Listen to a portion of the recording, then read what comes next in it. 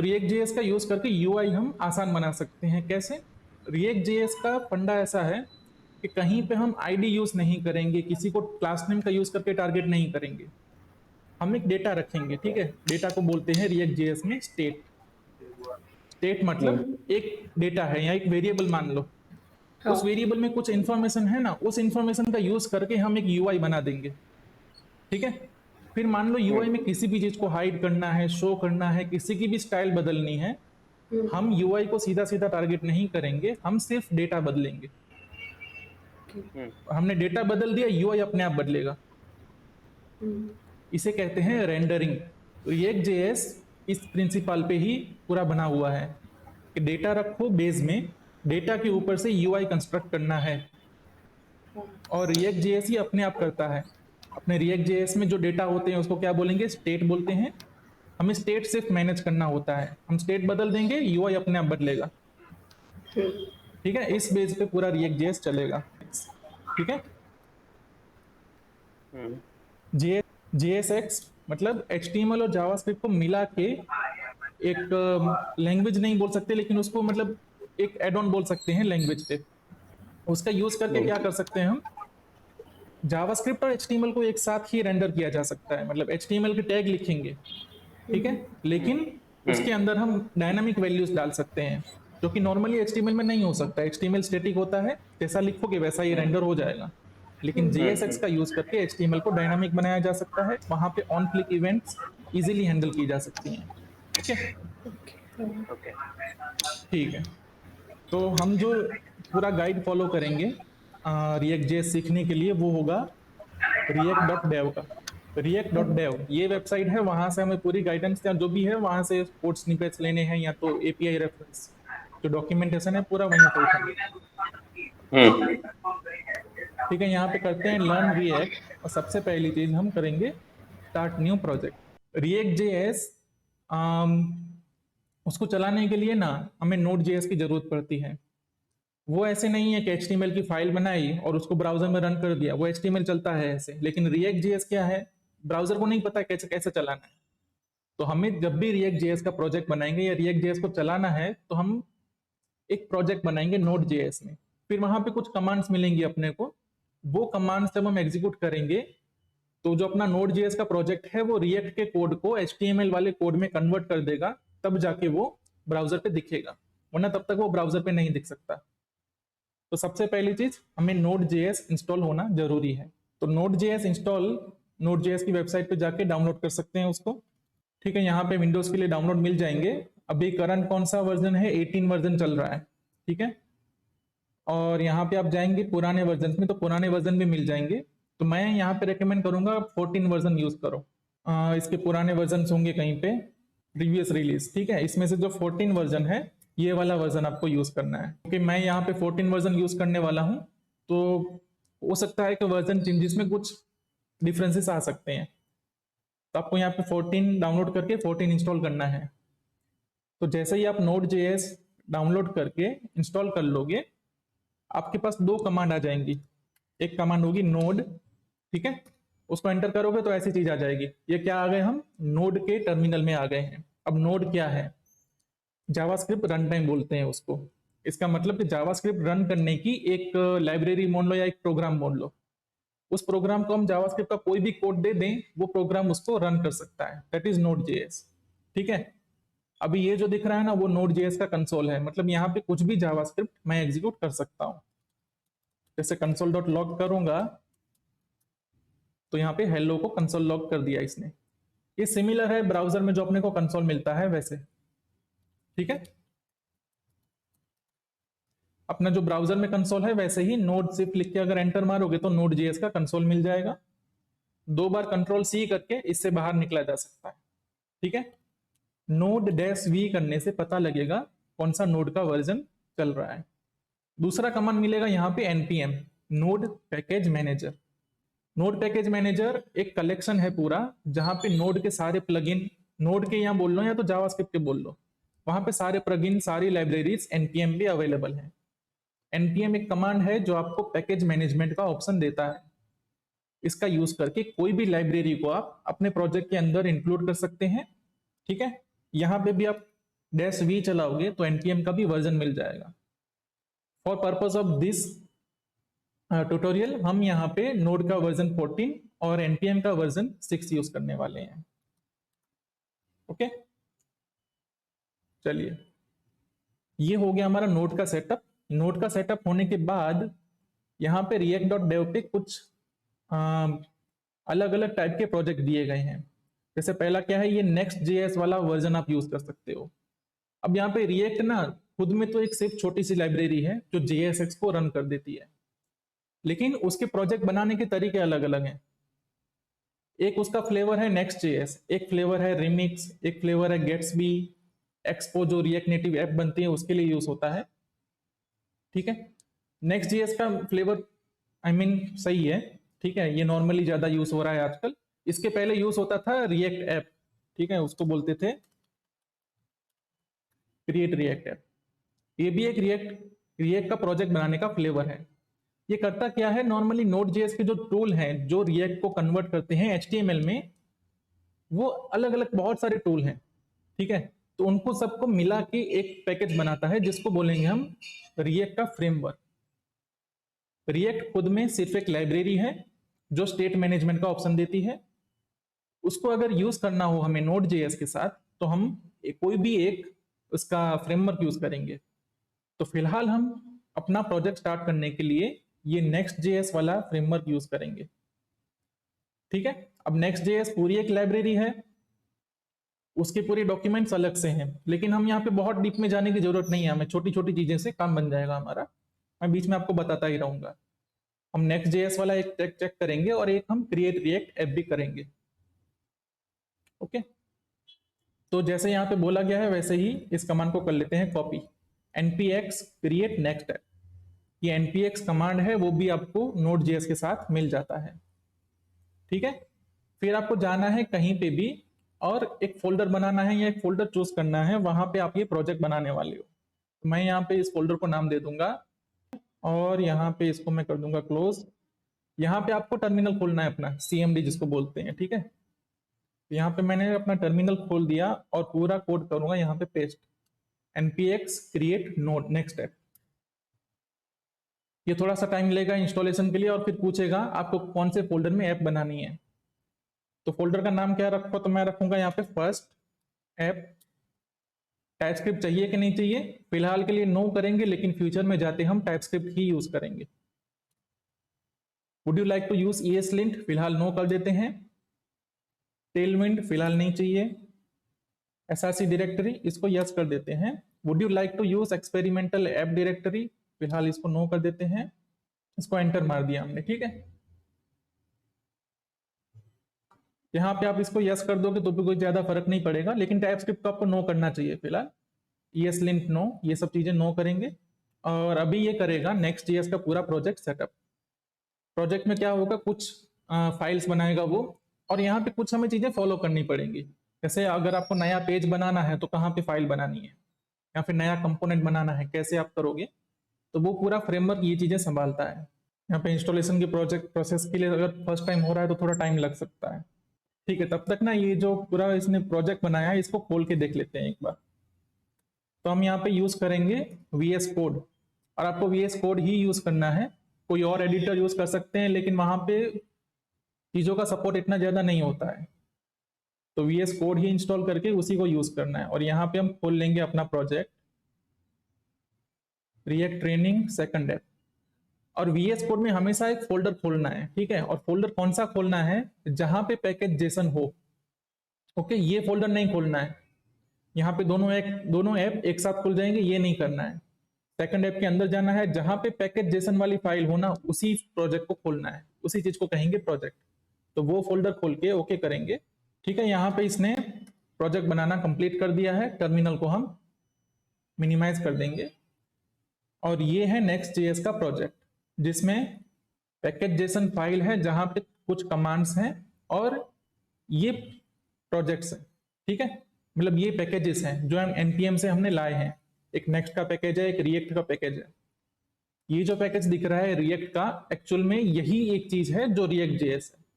React Dom, उसके ऊपर एक लाइब्रेरी है जो रिएक्ट के कोड को HTML में कन्वर्ट करती है, नेक्स्ट जो दिख रहा है यहाँ पे वो फ्रेमवर्क है, ठीक है।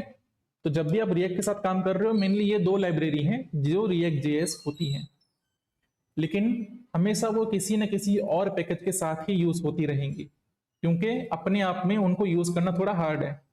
तो कोई भी फ्रेमवर्क उसको अपने हिसाब से डालता है, ठीक है। अब ये जो नेक्स्ट जेएस का ऐप है हमारे पास, उसमें पेजेस का फोल्डर है जिसमें आपको दिखेगा index.js, ठीक है। ये हमारा होगा रूट पेज, जो मेन पेज जिसको बोलते हैं। index.html जब लिखते हैं तो वही खुलता है ना। फिर यहाँ पे एक दूसरे दो पेजेस हैं, उसके बारे में हम बाद में देखेंगे। एपीआई का फोल्डर है, उसके बारे में भी हम बाद में देखेंगे। ये एक पब्लिक फोल्डर है, ठीक है। पब्लिक फोल्डर में क्या रहता है, नॉर्मली इमेजेस रहते हैं, दूसरी एसेट्स रहती हैं, ठीक है। जैसे इसमें यहाँ पे देखो फेव आइकन है, नेक्स्ट लोगो है, वर्सल का लोगो है, ठीक है। हमें लोगो रखने हैं या तो बैकग्राउंड इमेजेस रखने हैं, कोई भी स्टैटिक एसेट, ठीक है। स्टैटिक मतलब स्टैटिक फाइल्स है वो, वैसी एसेट को रखने के लिए हम पब्लिक फोल्डर का यूज करेंगे। और स्टाइल्स के फोल्डर में सीएसएस रहती है। ये नेक्स्ट जेएस का स्ट्रक्चर है, किसी और फ्रेमवर्क का स्ट्रक्चर अलग हो सकता है। बाकी की चीजों को हमें ज्यादा ध्यान देने की जरूरत नहीं है फिलहाल। हम यहाँ पे देखो VS कोड में टर्मिनल खोल लेंगे। टर्मिनल खोलने के लिए क्या यूज करना है, ऊपर टर्मिनल करके न्यू टर्मिनल करना है, या तो इसका ये शॉर्टकट है कंट्रोल शिफ्ट टिल्ड, ठीक है। तो मैंने टर्मिनल खोल दिया है और यहाँ पे मैं करूंगा एक कमांड। यहाँ पे आपको दिए गए हैं, आप स्क्रिप्ट है, ठीक है। स्क्रिप्ट में क्या है, एक कमांड है डेव, एक कमांड है स्टार्ट, बिल्ड और लेन, ओके। तो हम यहाँ पे डेव कमांड का यूज करेंगे क्योंकि हम डेवलपमेंट कर रहे हैं। तो हमें इस कमांड को यूज करने के लिए क्या लिखना है, npm run dev। इतना लिखने से हमारा रिएक्ट प्रोजेक्ट स्टार्ट हो जाएगा, ठीक है। अब ये प्रोजेक्ट चालू हो चुका है और यहाँ पे देख रहे हैं server started at port 3000, local host 3000। तो ये पोर्ट पे बाय डिफॉल्ट ही चलता है, हम पोर्ट बदल सकते हैं, दूसरी चीजें भी कर सकते हैं। और यहाँ पे सबसे पहले ये इनका जो डिफॉल्ट पेज है वो आ चुका है, जिसको हम पेजेस में जाएंगे, इंडेक्स जेएस में जाएंगे तो देख पाएंगे। इसको पूरे को मैं अगर देता हूं डिलीट, ठीक है। फिलहाल इन सब की हमें जरूरत नहीं है, इसको नीचे ला देता हूं, ठीक है। अभी हम यहाँ पे समझेंगे कि ये क्या चीजें हैं। इंटर हटा देंगे हम, ठीक है। मैंने पूरा कोड हटा के ये छोटा सा कोड रखा है जिसके बारे में, जिसको मैं एक्सप्लेन करूंगा। और यहाँ देखेंगे तो यहाँ पे आ गया है हेलो, ठीक है। ये जो मैंने डिव बनाया वो यहाँ पे आ गया। यहाँ पे एक्स्ट्रा कुछ स्टाइल लगी हुई है, तो वो स्टाइल भी हटानी है। और स्टाइल हटाने के लिए क्या करेंगे, स्टाइल वाली फाइल में जाएंगे, मैं ये सारी स्टाइल डिलीट कर दूंगा, ठीक है। और ग्लोबल सीएसएस में स्टाइल लगी है कुछ, इस स्टाइल को भी कर देंगे डिलीट। तो अभी हमारा प्लेन पेज आ चुका है जहां पे सिर्फ डिव के अंदर हेलो लिखा हुआ है। अगर मैं एलिमेंट खोल के देखूंगा तो ये मेरा डिव मुझे यहाँ मिल जाएगा, ठीक है। यहाँ पे मैं कुछ भी लिखूंगा अगर index.js के अंदर आगे, वो सब इस पर्टिकुलर डिव के अंदर आएगा जिसकी आईडी नेक्स्ट है, ठीक है। फिर से ये नेक्स्ट जेएस स्पेसिफिक चीज है, दूसरे फ्रेमवर्क में चीजें अलग हो सकती हैं, ओके। तो अब यहां से हमारा पूरा काम चालू होता है, ठीक है। ये होम का क्या है, कंपोनेंट बोलते हैं इसको। हम रिएक्ट में जाएंगे यहाँ पे, तो यहाँ पे एक पूरा अपना पेज है जहाँ पे कंपोनेंट के बारे में बताया गया है। अब कंपोनेंट क्या होता है, ठीक है। तो हम नॉर्मली क्या बनाते हैं, वेबसाइट में वेब पेजेस बनाते हैं, ओके। वेब पेजेस क्या होते हैं, HTML के जो टैग्स होते हैं, ठीक है, उनका कलेक्शन होता है, ठीक है। मान लो ये पूरा पेज है तो इसमें बहुत सारे डिव हैं, बहुत सारी चीजें हैं, लेकिन सबसे ऊपर कौन सा टैग है, बॉडी, ठीक है। बॉडी के अंदर बहुत सारे टैग्स हैं अलग अलग। तो मैं क्या बोल सकता हूं ना कि बॉडी को जब मैं पूरे बॉडी को एक जगह पे रैप कर दूं, मतलब एक पैकेज बना दूं उसका, उसको मैं बोलूंगा कंपोनेंट। कंपोनेंट कुछ नहीं होता, मल्टीपल कंपोनेंट्स का कलेक्शन होता है, ठीक है। अब कंपोनेंट्स को रिप्लेस मार दो टैग से। जो टैग होते हैं HTML की, वही होता है कंपोनेंट रिएक्ट में। इस प्रोजेक्ट में देखेंगे तो ये जो दिख रहा है ना डिव, तो मैंने डिव को क्या किया, ओपन किया, क्लोज किया डिव को, और इसके बीच में चीजें लिखी। तो मेरा डिव एक कंपोनेंट है जो कि पहले से बना हुआ है, ठीक है। यहाँ पे मैंने सीधा सीधा टेक्स्ट लिख दिया तो वो बाय डिफॉल्ट टेक्स्ट वाले कंपोनेंट में जाएगा। इसको मैं H1 में लिखता हूँ, ठीक है। तो H1 क्या है, वो भी एक कंपोनेंट है, उसको कैसे दिखना है वो H1 के अंदर लिखा गया है। ठीक है, जब भी मैं यहाँ पे H1 लिखता हूं तो H1 कैसा दिखेगा वो किसको पता है, वो H1 बनाने वाले को पता है। और H1 कौन बनाता है, HTML बनाता है फिलहाल। तो देखो H1 को ऐसा बड़ा दिखाना है या फिर div को ऐसे दिखाना है, या अगर मैं स्पैन लिखूं तो उसको इनलाइन दिखाना है, ये सब HTML ने या तो ब्राउजर ने पहले से बना के रखा है। हम रिएक्ट में क्या कर सकते हैं, एक्स्ट्रा कंपोनेंट बना सकते हैं। ठीक है, और रिएक्ट में कंपोनेंट कैसे बनाते हैं, एक फंक्शन बना के, फंक्शन माय कंपोनेंट। ठीक है, ऐसे फंक्शन ऑन कर देना है और यहां पे करना है रिटर्न। ठीक है, अब देखो ये जो दिख रहा है ना आपको, ये पार्ट इसे कहते हैं JSX। ठीक है, कर्ली ब्रेसेस ओपन क्लोज लगा सकते हैं, नहीं भी लगा सकते, या मैं सीधा यहाँ पे एक div रिटर्न कर सकता हूँ। ठीक है, मैंने रिटर्न लिखा, उसके अंदर लिख दिया सीधा सीधा div। अब मैं div को कर रहा हूँ रिटर्न। ये नॉर्मल जावास्क्रिप्ट ही है। ठीक है, इतना फंक्शन लिखने से मेरा कंपोनेंट बन गया। क्या बन गया, कस्टम कंपोनेंट, जिसके अंदर मैंने सिर्फ एक div डिफाइन किया है। कंपोनेंट हमेशा दूसरे कंपोनेंट का यूज करके बनेगा। ठीक है, ऐसा नहीं है कि कंपोनेंट हम अलग से कुछ बना सकते हैं, कंपोनेंट के अंदर सिर्फ दूसरे कंपोनेंट होंगे। यहाँ पे मेरा एक डिव है, इसके अंदर मल्टीपल डिव हो सकते हैं, इसके अंदर बहुत कॉम्प्लेक्स बड़ा पेज हो सकता है, तब भी वो क्या कहलाया जाएगा, कंपोनेंट। इस कंपोनेंट को मुझे जब भी यूज करना है तो इसको सीधा मैं HTML के टैग की तरह ही यूज कर सकता हूँ। यहाँ माय कंपोनेंट खोला मैंने, माय कंपोनेंट बंद कर दिया। अब देखो यहाँ पे माय कंपोनेंट रेंडर हो गया, इसको क्या बोलेंगे, रेंडर होना। जो भी चीज रिएक्ट वाले कोड से HTML में कन्वर्ट होती है उसको क्या कहेंगे, रेंडर। या तो स्क्रीन पे दिखती है जो भी चीज, उसको रेंडर कहते हैं। तो ये मेरा कंपोनेंट मैंने बनाया था जो नया वाला, उसको मैंने क्या किया, दूसरे कंपोनेंट में रखा और वो रेंडर हो गया। इतनी ही चीज होती है कंपोनेंट। कंपोनेंट क्या है, UI बिल्डिंग ब्लॉक्स हैं। ठीक है, जैसे मैंने बोला जो भी कंपोनेंट्स है ना वो नॉर्मली तो टैग है। ठीक है, सबसे बेस में जो सबसे रूट में जो कंपोनेंट है वो टैग है HTML के, जिनको बाय डिफॉल्ट रिएक्ट वाले कन्वर्ट करके ला चुके हैं ऑलरेडी। अब हमें उन टैग्स का यूज करके या उन कंपोनेंट का यूज करके नए कंपोनेंट बनाने हैं। इसको सिंपली देखो ना, तो ये जावास्क्रिप्ट के फंक्शन है सिर्फ। जैसे जावास्क्रिप्ट के हम छोटे छोटे फंक्शन बनाते हैं, फिर उन फंक्शंस को बड़े फंक्शंस में यूज करते हैं, किसी भी प्रोग्रामिंग लैंग्वेज में यही होता है। फंक्शंस बनाओ, फंक्शंस को यूज करो, फंक्शन बनाओ, फंक्शन को यूज करो। सबके ऊपर बड़ा फंक्शन होगा जो छोटे छोटे फंक्शंस को यूज करके कुछ मीनिंगफुल चीज करते हैं। वही चीज यहाँ हो रही है। ये जो होम का फंक्शन दिख रहा है ना, वो है पर्टिकुलर इस पेज का फंक्शन। ठीक है, इसके अंदर जो भी आएगा वो इस पेज में दिखेगा। कहाँ है हमारा पेज, ये वाला। ठीक है, यहाँ पे जो भी आएगा वो इस पेज में दिखेगा। अब इसके अंदर छोटे छोटे कंपोनेंट हो सकते हैं, ये जो कंपोनेंट है वो कोई और कंपोनेंट यूज कर सकता है। जैसे मैं तीसरा कंपोनेंट बना दूं यहाँ पे, इसको मैं क्या बोलूं, सिर्फ नेम। ठीक है, ये क्या करेगा, स्पैन में नेम लिखेगा। इस कंपोनेंट को मैं यहां यूज कर सकता हूं। कहां गया, अच्छा रिटर्न नहीं किया, देखो मैंने रिटर्न करना जरूरी है। रिटर्न, फिर ये ब्रैकेट, इसके अंदर पूरा JSX। ठीक है, यहां इसने नेम लिख दिया। इसको मैंने कहा यूज किया है, इस कंपोनेंट के अंदर। इसको मैं ऊपर यूज कर लेता हूं, मेरा नेम ऊपर चला जाएगा। ठीक है, इस कंपोनेंट को मैं माय न्यू कंपोनेंट के अंदर भी यूज कर सकता हूं, तो यहां पे भी नेम आ गया। ओके, तो इसे क्या कहेंगे हम, कंपोनेंट रीयूसेबिलिटी। एक बार फंक्शन बनाओ, उस फंक्शन को कहीं पे भी यूज कर सकते हैं। ये फंक्शन के साथ करते हैं हम, कंपोनेंट के साथ भी ऐसा ही करेंगे। जैसे ना एक मान लो बटन बनाता हूं मैं, जो कि बहुत फैंसी बटन है, उसको बनाने के लिए मुझे बहुत सारी CSS लिखनी पड़ती है या ऐसा कुछ करना पड़ता है।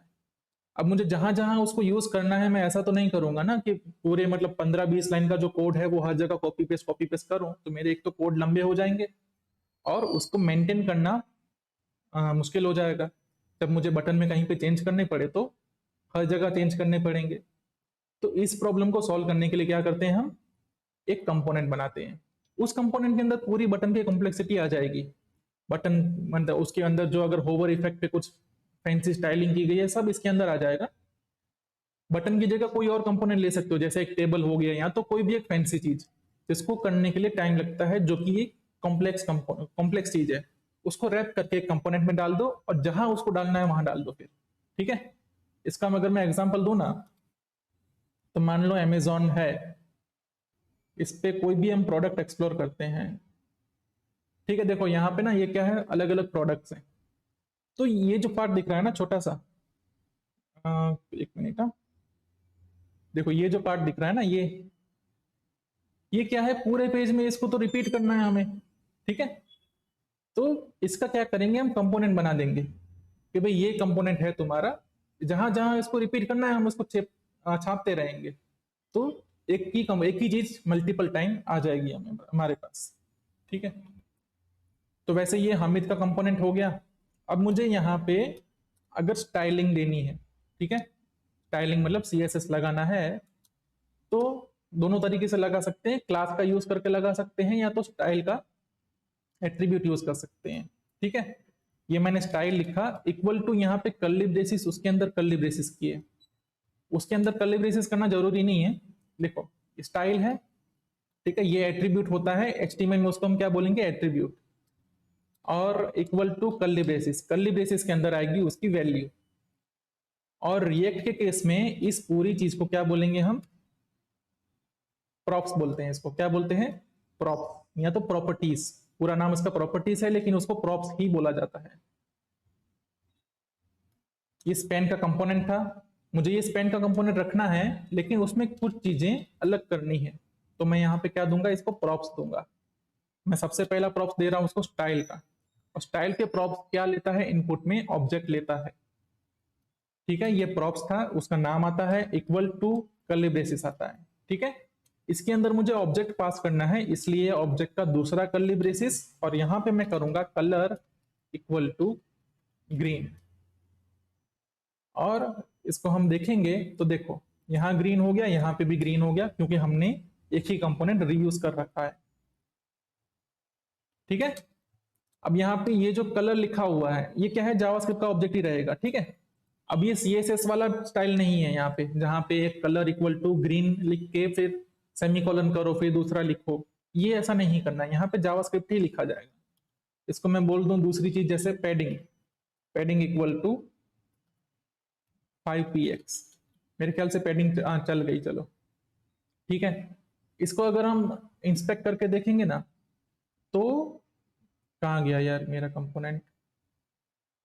ठीक है, यहाँ पे देखो colour equal to green, padding equal to 5px, उसको सीएसएस में कन्वर्ट कर दिया गया है लेकिन हमने नहीं किया। ठीक है, हम जब भी JSX में उसको लिखेंगे तो एज अ ऑब्जेक्ट ही लिखेंगे। अगर मैं ऐसी चीज यहाँ पे लिख दूंगा तो उसका कोई असर नहीं रहेगा, या तो वो एरर भी दे सकता है। ठीक है, ये पूरा कंपोनेंट एरर आ चुका है। ठीक है, स्टाइल प्रॉप्स में क्या चाहिए, ऑब्जेक्ट ही चाहिए। तो ये एक स्टाइल प्रॉप्स है, वैसे क्लास नेम प्रॉप्स भी होता है। ठीक है, HTML में वो क्लास होता है, यहाँ पे हम क्लास नेम ऐसा पूरा यूज करना होता है। इक्वल टू डबल कोट में कोई भी क्लास नेम दे सकते हैं, जैसे मैं उसको क्लास दे देता हूं, टाइटल दे देता हूं। ठीक है, क्लास, अभी ये टाइटल क्लास जो है उसकी CSS कहाँ लिखनी है हमें, तो यहाँ पे ग्लोबल CSS में लिख सकते हो या तो होम मॉड्यूल में लिख सकते हो। ठीक है, होम मॉड्यूल में नहीं लिखना, हम ग्लोबल CSS में फिलहाल लिख देते हैं, फिर मॉड्यूल वगैरह कैसे करना है वो देखेंगे बाद में। तो मैं यहाँ पे टाइटल का एक क्लास की डेफिनेशन लिख देता हूँ, ये CSS फाइल है, नॉर्मल CSS की तरह ही लिखी जाएगी।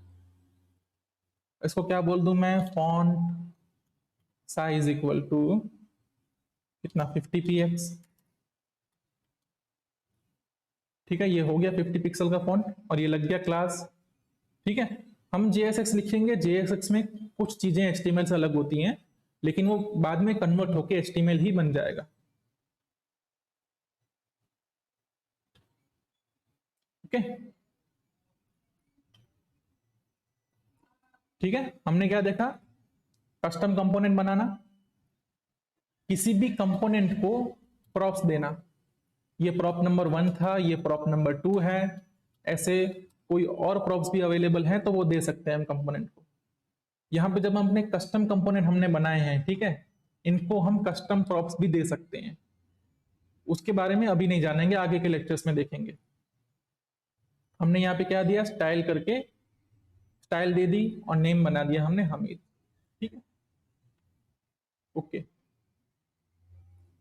तो ना अभी का हम क्या करेंगे, ये लेक्चर हम यहीं तक रखते हैं। आपको एक नेक्स्ट जेएस का प्रोजेक्ट बनाना है। नेक्स्ट जेएस के प्रोजेक्ट में एक ना ऐसा पेज बनाना है, एक ऐसा काम कर दो, ऐसा ही कंपोनेंट बनाना है आपको। ये कुछ स्पैन हो या डिव रख लो, कुछ भी रख लो, स्टाइलिंग से फर्क पड़ेगा।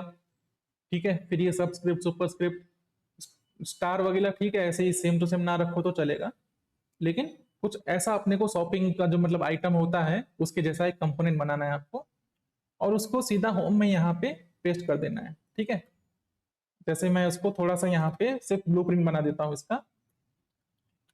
फंक्शन, इसको क्या बोलूं मैं, आइटम। ठीक है,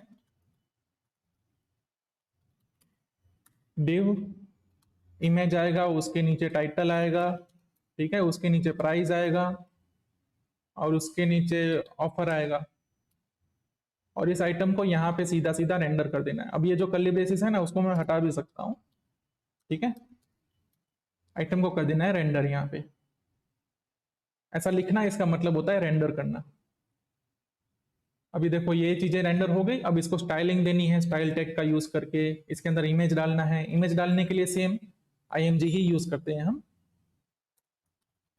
ठीक है, IMG SRC, और इसको ऐसे बंद करना है। ठीक है, जो अनक्लोज्ड टैग होते हैं, मतलब क्या बोलेंगे इसको, पैर वाले टैग नहीं होते हैं, उसको ऐसे बंद करते हैं। ठीक है, तो हमने जो नॉर्मली ये कंपोनेंट बनाया था उसको भी हम सेल्फ क्लोज कर सकते हैं, सेल्फ क्लोजिंग टैग। दोनों में से कुछ भी करो, ज्यादा फर्क नहीं पड़ेगा, लेकिन जब जहां तक सेल्फ क्लोजिंग हो सकता है वहां सेल्फ क्लोजिंग करनी चाहिए। ठीक है, IMG SRC में कोई भी URL डाल सकते हैं। इसका मैं URL सीधा कॉपी करके यहाँ पे लगा दूंगा। नहीं हुआ copy URL, copy image address. ठीक है, IMG हमारे पास आ गया। फिर इसको जो स्टाइल देनी है वो वैसे ही स्टाइल प्रॉप का यूज करके स्टाइल दे सकते हैं इसको। हाइट इक्वल टू क्या बोलेंगे इसको हम, 50। अगर मैं 50 बोल दूंगा उसको पिक्सल में कन्वर्ट कर देगा वो खुद। ठीक है, बराबर। अब यहाँ पे ना क्या है, कुछ कुछ प्रॉपर्टीज है ना वो अलग तरीके से यूज होती है। जैसे बैकग्राउंड कलर देना है मुझे, तो मुझे ऐसे लिखना है, डैश वाली नोटेशन नहीं चाहिए, ये वाली नोटेशन चाहिए यहाँ पे। ठीक है, और ये वाली नोटेशन क्या है, ये जावास्क्रिप्ट के ही नाम है। ठीक है, अगर आप देखेंगे ना, तो मैं इस एलिमेंट को मान लो ये जो एलिमेंट है उसको सिलेक्ट करता हूँ। इसको पहले मैं कहाँ डाल देता हूँ, डिव में।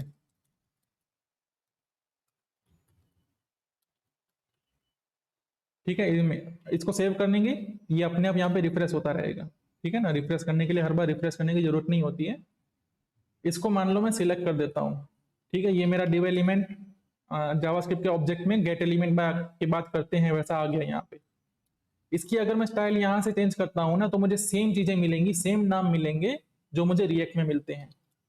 जैसे बैकग्राउंड कलर यहाँ से चेंज करना है तो ऐसे करना पड़ता है। ओके, जब उसको CSS में लिखो या तो उसको HTML में देखेंगे ना तो डैश वाला होगा वो। ठीक है, यहाँ पे तो वो डैश वाला ही होगा। वो CSS का पूरा क्राइटेरिया, मतलब CSS का तरीका है, और ये जावास्क्रिप्ट का तरीका है। क्योंकि जावास्क्रिप्ट में डैश का यूज करके की बनाएंगे अगर, तो वो सही से मतलब इजी नहीं रहेगा। इसलिए जावास्क्रिप्ट वालों ने पूरा की इस तरह से बनाया है, जहां जहां पे भी डैश होगा वहां पे इसको कैमल केस में ज्वाइन करना है। बाकी सारी CSS property same to same चलेंगे। और जब भी यहाँ पे इसकी वैल्यू में स्ट्रिंग हो ना, जैसे ब्लू हो गया या तो हैश कोड हो गया कोई भी, तो उसको डबल कोट में लिखना है। अगर मैं ये नहीं लिखूंगा तो इसको ये वैलिड जावास्क्रिप्ट ही नहीं रहेगा। ठीक है, रिएक्ट का कोड एक वैलिड जावास्क्रिप्ट होना जरूरी है। आफ्टर ऑल वो जावास्क्रिप्ट ही है। तो यहाँ पे लिखा हुआ कुछ भी चीज अगर स्ट्रिंग है तो स्ट्रिंग में रिप्रेजेंट करना जरूरी है। नंबर है तो ठीक है, नंबर सीधा सीधा लिख सकते हैं। ओके, ठीक है, चलो। तो अभी आपको जाना है रिएक्ट डेव पे। सबसे पहले तो Node.js इंस्टॉलेशन देखना है आपको। ठीक है, Node.js के बाद आपके पास वर्जन 14 रखना है Node.js का। यहाँ से 14 वाला डाउनलोड करना है। npm आ जाएगा, नोड आ जाएगा। उसके बाद इंस्टॉलेशन में जाके ये नेक्स्ट ऐप क्रिएट करना है। टाइपस्क्रिप्ट वगैरह सबको नो करना है, सबको नो करना है, ठीक है।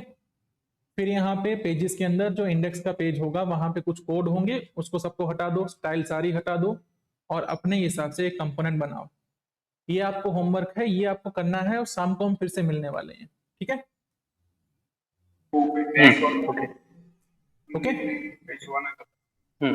ठीक है, तो शाम को हम फिर से मिलेंगे, वहां पे थोड़ी आगे की चीज देखने वाले हैं। तब तक आपको ये दोनों चीजें करके मतलब ये एक प्रोजेक्ट एटलीस्ट बना के रखना है, जहां पे मैंने आपको बताया वैसा एक कंपोनेंट बनाना है।